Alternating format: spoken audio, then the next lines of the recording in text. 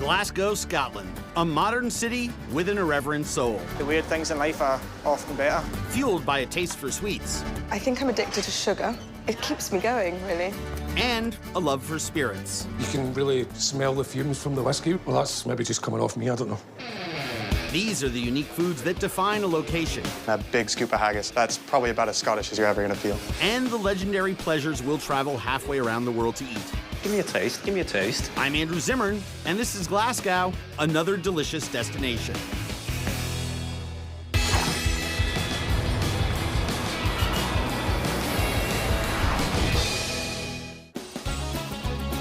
The largest city in Scotland, Glasgow is a stunning mosaic of European history. Stately towers and Victorian churches sit beside industrial factories and corporate high-rises. Eschewing British stuffiness, Glaswegian culture is legendary for its irreverence. There's a whimsical curiosity reflected in its people and the cuisine. So the Scots can be mischievous, they can be sullen, but they're also very curious. The Scots, well, give me a taste, give me a taste. The modern taste of Glasgow is still rooted in the British Isles, and perhaps no food is more symbolic of that than fish and chips. Beer-battered whitefish deep-fried and served with mushy peas and chips, what we like to call French fries. There's a kind of honesty to fish and chips. No smoke and mirrors. It is what it is. Fish and chips as a dish started popping up in London's East End in the 1860s. In the 16th century, Jewish refugees fleeing persecution in Spain and Portugal ended up in London, bringing a taste for fried fish with them. Railways and steamboats made fresh fish more accessible to the expanding industrial workforce, and chip shops spread north to Glasgow. Fish and chips are vended on the street, sold in takeout shops known as chippies, and served in proper restaurants. Gandolfi Fish specializes in premium versions of blue-collar favorites in Merchant City, an area recently transformed from an industrial warehouse district into a bustling social center. Seamus McGuinness has proudly owned Gandolfi Fish since 2007. Local food is really important. If you go back to how your mother cooked or your grandmother cooked, she cooked locally. She didn't have asparagus from Peru. She had asparagus when it was in season. Chef Paul Kerr makes their fish and chips with a local Glaswegian favorite. Glaswegian beer, it's delicious. You always got to taste the beer, so I'll take a wee sip. Oh, it's delicious. The beer, rising flour, and white wine vinegar make for a light, crispy batter with a bit of tang. Then we're going to add just a touch of olive oil. This is to give it some silkiness within the batter. Paul's recipe calls for Scottish haddock, unlike most British versions that use cod and dogfish. We prefer to use haddock. It's more sustainable. It's well known within Scotland. It keeps nice and moist, it's not too thick. We salt the fish, and it's just to help draw all the water in it, so it keeps it nice and sturdy together, and it cooks beautifully. The fish gets an even coating of batter. Holding it by the tail is the most important part of doing this. You don't want it to slip out your hand. It helps to keep the fish nice and straight. Paul fries the fish in rapeseed oil, similar to canola. Its high flash point and vegetal flavor make it a favorite for frying in the UK. The chips are double fried in the same oil for the perfect texture. This potato here is a Maris Piper, and they're beautiful for frying because they create a lovely skin on the outskirt, but keep it nice and fluffy in the middle of it, almost like eating mashed potato. Just absolutely a scorcher. It's perfect. Scottish for perfect. It's a scorcher. Paul serves fish and chips the traditional way, with tartar sauce and a side of boiled dry peas, allowed to break down a bit and lovingly referred to as mushy peas. I love fish and chips. Haddock is a lot flakier, goes better, in my opinion, with the tartar sauce and the mushy peas. The chips have to be thick cut. They are done perfectly in here. I totally love fish and chips. There's such a nostalgic thing. It was something you got when you were wee, and now we're all grown up, and you can have it in a restaurant with wine, which we just love. Oh, it's wonderful. It's actually one of my favourite meals. I prefer the taste of haddock. It sounds a bit silly, but it tastes more like fish than cod does. Fish and chips is a British favorite that Glasgow has made its own. They've also got a Scottish take on a beloved comfort food, macaroni pie, gooey mac and cheese baked into a handheld pastry. The Scots especially have always loved pies. So you'll find pies everywhere, and macaroni pies are very common. Rory Stewart is a Scottish chef and food historian. And In America, each stadium will have its different hot dog. In the UK, there's football or soccer, and each stadium has their own pie. And at halftime, everyone will dive away for a pie and a pint. Macaroni and cheese likely made its way into a Scottish pie crust via Italy. Thousands of Italian immigrants came to Scotland in the late 19th and early 20th centuries. Many ended up in Glasgow's booming industrial center. Italy's pasta tradition merged with Scottish pie to create a dish honoring both cultures. Bakery by Zeke makes a signature version of macaroni pie at their shop in Glasgow's West End, a residential area dotted with corner stores and boutique businesses. Chef Michal Wisniewski knows that a rich sauce is the key to great macaroni pie. Bechamel is very thick and creamy sauce, very comforting. Bechamel is one of the mother sauces. Milk, thickened with a roux of flour and butter. I'm gonna brown the butter first for extra nutty flavor before I add the flour. He adds smoked cheddar from the Isle of Arran, a Scottish island known for its award-winning cheddars. So the bechamel is really cheesy, so just to refresh it a little bit, we're adding a touch of spring onion. The sauce is the perfect consistency for coating the pasta. Well, we're using macaroni because it's a macaroni pie. What are you gonna use for macaroni pie? Penne? A pie is only as good as its crust. Michal's version uses savory short crust pastry that is sturdy enough to hold the cheesy filling.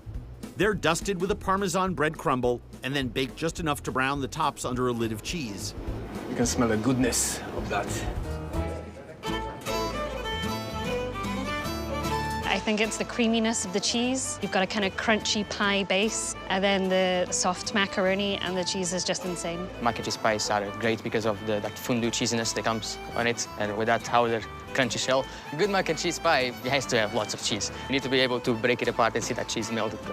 I think it's the combination of two different carbs, which some people are seeking, the lovely pastry and then the cheesy pasta in the middle. It's a contrast of textures, and it's delicious. Scots love their mac pies rich and cheesy. Their breakfast rolls, however, need to be crisp and fresh and can only come from one local place. This is one of the best diners in Glasgow. I wouldn't go anywhere else for my breakfasts.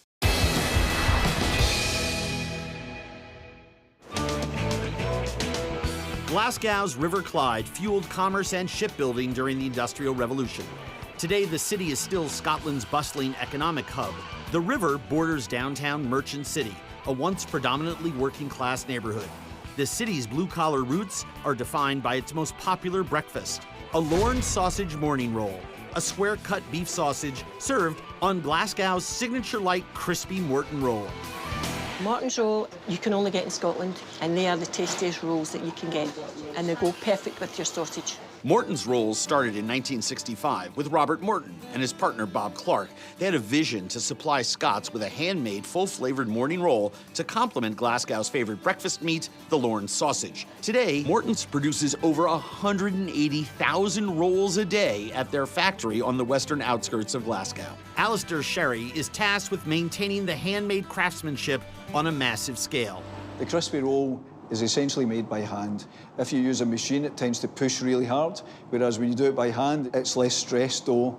It makes it softer, fluffier, and it means we get a nice texture on the inside. One batch of dough makes more than 500 dozen rolls with a simple mix of flour, water, salt, yeast, and one ingredient they won't share. This is the Morton's secret ingredient. This is the improver we use to make the Morton's crispy roll. The dough is sliced and shaped by hand. Rice cones, which are broken rice particles, are one key to the crispy crust. The rolls are coated with the rice before they're baked, nearly to the point of burning, another key to their crispy exterior. In Glasgow, we're a bit strange, so we like well-fired products. We like them to be burnt, is the best way I can describe it. Every morning, the rolls make their way to hundreds of shops, like Cafe Giaconelli in Glasgow's West End. In a neighborhood filling up with hip new coffee houses, Giaconelli is an old-school diner where owner James Evans pairs Morton's rolls with Lorne's sausage. Something we're born with in Scotland. It's meat, 100% Scottish beef. Most morning sausage sandwiches are simply topped with a buttered Morton roll. We slice it up, cut it into slices, put it in the hot plate. James also dresses them up with a myriad of Scottish accoutrements. If you're feeling a wee bit dangerous, you'll have a sausage and black pudding. And then if you're really hungry, you'll have the sausage tortoise going, black pudding and egg, all in the one roll. It's very succulent, it's really tasty, and obviously with the roll, it's just a perfect combination. This is one of the best diners in Glasgow. I wouldn't go anywhere else for my breakfasts. It's got a nice, crisp bite to it. It's really good. It's 100% beef, and it's the fat that's in the beef that makes it nice and tasty. And the first bite is so delicious because you're absolutely starving, you're ravenous, and you have to have that first bite of your roll. Morning rolls are an expected Scottish classic. Glasgow also lays claim to inventing the UK's beloved Indian-British mashup, chicken tikka masala. Chunks of chicken marinated in spices and yogurt, baked in a tandoor oven, and served in a creamy tomato sauce. They think it's from India, but it's definitely a Glaswegian dish, I can assure you. I love it. Glaswegians proudly claim that an Indian chef living in Glasgow came up with tikka masala in the mid-1900s after a Scottish customer complained that his chicken was far too dry. Locals say that the chef improvised a sauce with tomato soup, coconut cream, and yogurt, and it was an instant hit.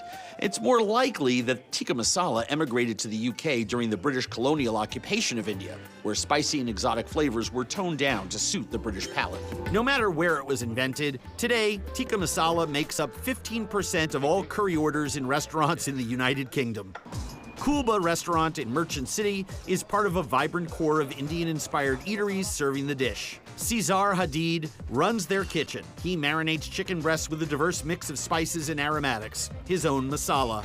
The flavor of the garlic and the ginger of India and the heat you need for Scotland. Turmeric gives it a deep, earthy flavor, and plain yogurt tenderizes the chicken and keeps it moist while it cooks in a blazing tandoor. It is a tandoori oven, a clay oven. It cooks the food evenly and quickly. Cesar makes his sauce from scratch, flavoring the tandoor chicken with spring onions, pickled chilies, herbs, and coconut cream. The cream will give it that sort of sweetness without being too sweet. And then now we're adding the base of our curries. Cesar's curry base is a house-made broth of onions cooked with traditional Indian spices like cumin seeds, chili powder, turmeric, and garlic ginger paste. Garlic ginger helps the chili for that tiny bit of extra kick. Now the colors change. Nice, bright, orange, yellow, creamy dish. You can see the chicken, you can see the peppers all hand in hand. It's like a party. Even though it's Indian food, it's not so spicy. It's creamy and sweet, and it's just delicious. Perfect bite to me is when you're biting into the chicken and you've got the sauce all wrapped around it with the spices, just melts in your mouth. Amazing. Well, a lot of people would think it's from India, but no, it is a Glaswegian dish, and it always has been. Chicken tikka masala satisfies the Glaswegians' passion for creamy comfort. But more than a third of Glasgow has a daily dose of this spiked Scottish sweet. When I was a kid, I used to remember my granny making it all the time. It's just one of these things that's just been kind of around in Scotland forever.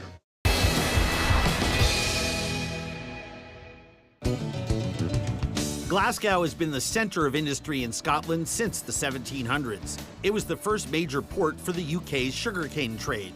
Over the centuries, Scots developed a notorious sweet tooth and a love for confections like tablet, a treat made from sugar, condensed milk, and butter. It's a traditional Scottish thing. I heard someone say once that only the Scots would invent something that was sweeter than sugar. And yeah, that pretty much sums it up. It's extremely sweet. Tablet is a uniquely Scottish sweet that goes back to the early 18th century when Scots used it as both a confection and medicine. At that time, Glasgow's harbour was the first stop for raw sugarcane from the Caribbean. Refineries popped up all over the city. Cheap sugar became readily available, jump-starting a candy industry that's still booming at establishments like Kelvin Grove Cafe. The shop first opened as an ice cream parlor in 1896 in the Finniston neighborhood. In 2013, the area was voted happiest neighborhood in the UK by Titan's newspaper in London. This whole neighborhood about 5 years ago was nothing. Now everyone drives through here because they want to see what's happening. Restaurateur Barry Oates helped transform the area when he rebuilt the iconic Kelvin Grove Cafe in 2012. I'm not saying it was all down to this place, but yeah. Barry not only resurrected the traditional cafe, he also brought new life to traditional foods. So we do modern things in an old way, or we do old things in a modern way. Either way, we do things different. The recipe for it is from my grandmother, everyone's granny. makes tablet in Scotland. It's just getting something really sweet and a good glug of whiskey, because we put that in everything. Chef Tony Innes executes Granny's recipe. It starts with nothing more than milk and sugar brought to a boil before adding butter. The main secret to making it, I think, is you need to make sure that the sugar's dissolved properly, otherwise it can be a little grainy.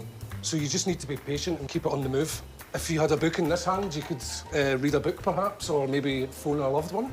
As long as you've got one hand free and you make sure you keep stirring it, you'll be okay. Sweetened condensed milk gives the tablet a creamy, smooth texture and an extra hit of sugar. Some chefs will add flavoring, like ginger or vanilla. For Tony, there's no better additive for tablet than Scottish whiskey. Oh, it's good. You can really smell the fumes from the whiskey when you pour it in. Well, that's maybe just coming off me, I don't know. He cools the sticky, sugary concoction completely before it's ready to serve. And that's Scottish tablet with whiskey. Having it with my coffee. I like something sweet with my coffee.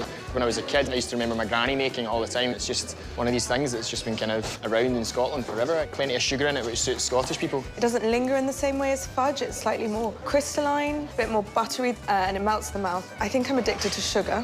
It keeps me going, really. You can taste the whiskey a wee bit. It's like balanced against the sweetness. It's creamy. It's quite grainy when you first eat it, but it melts in your mouth. It kind of floats away. It's the best coffee in the West End and the best tablet in Glasgow, definitely. Just so tasty and so sugary. I did not know they put whiskey in the tablet in here, and now I like it even more. Scottish cuisine is full of surprises, and there's one dish they have that's full of heart, too. We maybe just have it once a year, and that's where we focus on the family meal to represent Scotland.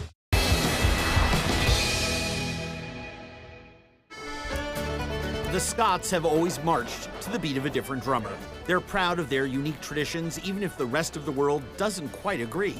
Take bagpipes and haggis. Minced meat and offal, mixed with oats and spices, served with mashed potatoes and turnips. Sitting next to a fire on a cold, rainy day, you have a very large glass full of smoky whiskey and a big scoop of haggis in front of you. That's probably about as Scottish as you're ever going to feel. Haggis has roots in many ancient cultures. Hunters and herdsmen created a way to use every part of the animal. The organs, blood, and trim needed to be cooked right away. Muscle meats could always be smoked or salted. Cooking offal, blood, and grain in animal stomachs made it portable. It's so important to Scots that their national bard, Robert Burns, even waxed poetic, scribing the now famous Ode to the Haggis. Haggis, to me, is a staple for Scotland. People come from far and wide to eat it. Some of those people come to the ubiquitous Chip in Ashton Lane, a revitalized neighborhood brimming with upscale eateries. Marshall Bass is their head sommelier and an expert on their venison haggis. We actually make all of ours in-house ourselves. Same recipe since 1971, where everyone else uses mutton. We started using venison. It adds a bit more of a savory quality to it. It adds a bit more gaminess, and it's a bit more kind of moist than other haggises can be. Chef Nathan Kidney unlocks the unique flavor of deer organs by searing the meat. Once that offal hits the pan, you get a really meaty kick off it. I love it any time of the day. Sautéed onions and chicken stock enhance the browned meat before it's run through a grinder. When I was growing up, it was never really appealing to me, but the older I got, the wiser I got, and discovered that the weird things in life are often better. Nathan simmers the meat with lots of black pepper, thyme, and allspice before adding steel-cut pinhead oats. The chopped oats are coarser and sturdier than rolled oats. If you add too much, it becomes stodgy, very thick and unpleasant to eat. If you add too little, it's very soupy. With no need to preserve or transport this haggis, there's no need to case it in the traditional sheep stomach. It's still served with classic sides, turnips or neeps, and mashed potatoes. The tatties, which are potatoes to anywhere else in the world, are rich and full of butter, also like our neeps. When the choir sings, they sing together. It's just so earthy. You get the oatmeal coming through, you get the pepper, the neeps brings a slight sweetness to it, and you get a sort of a light creaminess with the tatties. It's just a perfect dish. The haggis is very spicy, which is very good. It enhances the turnips and the potatoes. I've been eating haggis all my life. We maybe just have it once a year, and that's where we focus on the family meal to represent Scotland. The difference between the venison haggis and sheep's haggis is the venison has this extra earthy kind of richness to it that really adds to the flavours. It's impossible to have this kind of haggis and not just think of home. It's traditional, good Scottish food. Glaswegians revel in comfort food, whether it's a curry-spiced adaptation a sugary treat doused with whiskey, or a generations-old recipe for meat and potatoes. Revelry and playfulness are the marks of Glasgow's people and their food.